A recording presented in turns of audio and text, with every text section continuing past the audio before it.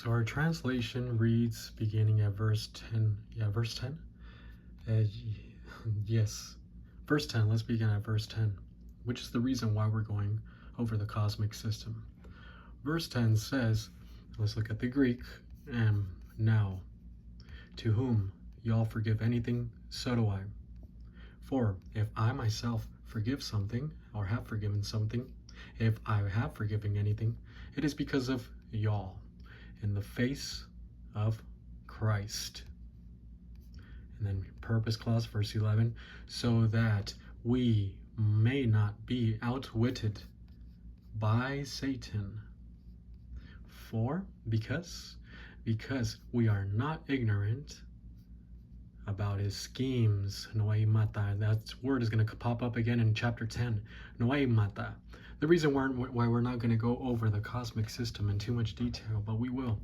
Right now, I think it's going to take the whole class. We are not ignorant of his schemes. You might ask, what schemes is he talking about specifically here? Well, the one that you just mentioned here in verse 10.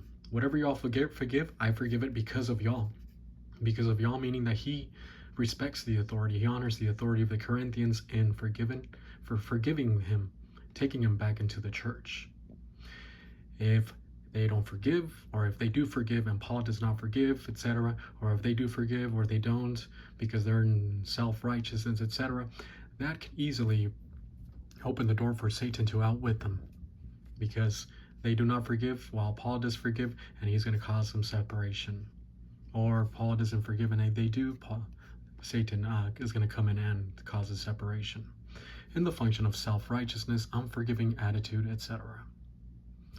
But in order for us to understand all of Satan's schemes, which is a lot, he is genius, we're going to have to see the outline. And this is Cosmic 1 and Cosmic 2. That's what we have right here, his schemes. First of all, as we mentioned last time, we know that Satan here is human history, beginning with Adam and Isha. And the fall is right here. Let's put this fall right here. And then before them was angelic history. And they also, such as Satan, they began also without a fall, before a fall. Here's the fall of Satan and the rebellion of 1/3 of all the angels. Here's Satan before he rebelled, the most beautiful, most personable, most gregarious, most intelligent angel created by God. However, he got full of himself. He received all these compliments, and oh, you're so beautiful, Satan, and you're so talented, you're so personable, and so yes, he became arrogant about it. And as a result, he rebelled against God. He said, I could do what God does. I can live without God. Why must I depend on God? And so we see Isaiah 14:14. He rebelled against him. And so his rebellion, he created his own system of good, angelic good, let's put human good, and evil to justify his rebellion. Like I mentioned, just as criminals do. There they are, committing all these crimes and killing people, but they have their own system of good and evil. They have all these things that you must do, all these systems of honor and loyalty, and then they have the big old verboten things that you must not do. And if you do them, you're ostracized, or you're raped, or you're killed, you're thrown out in the canal, out in the Grand Canyon, etc., whatever. And so they have their own system of human good and evil to justify their crimes. Well, so does Satan. He created his own system of angelic good and evil to justify his crime. Satan, is extremely self-righteous. He's extremely religious. He wants to do everything according to his way, and he thinks he has a better plan than God does. He has also created his own system of evil. And as we already know, because we know enough Bible, that both human good and evil are not part of the plan of God. They are all part of the sin nature. Well, Satan, and he took 1/3 of the angels. They rebelled against God.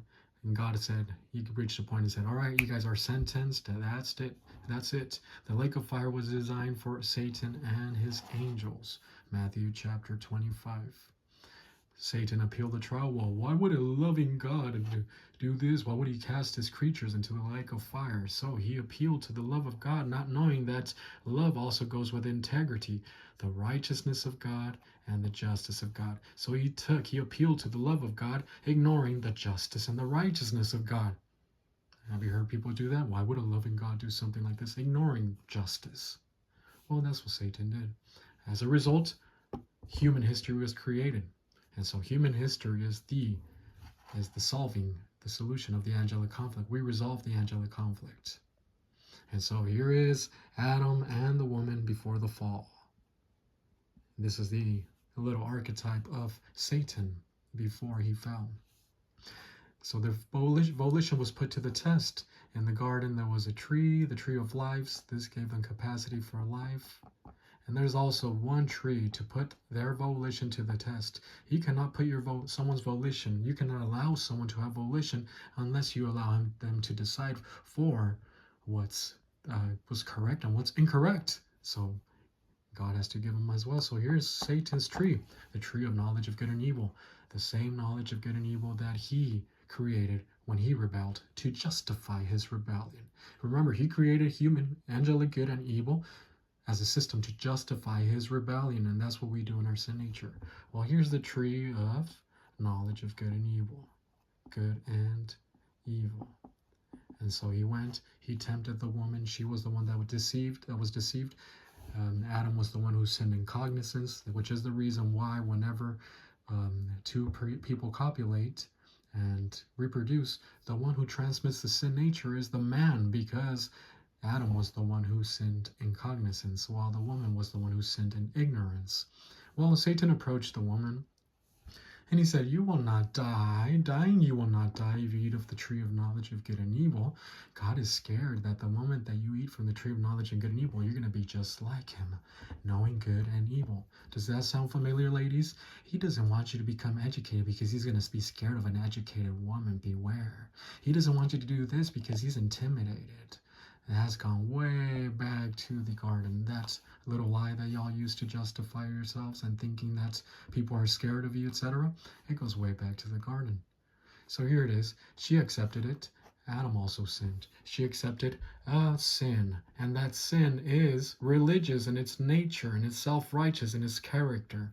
Why is it religious? Why is that first sin of the woman and the sin of Adam? Why is it religious and self-righteous?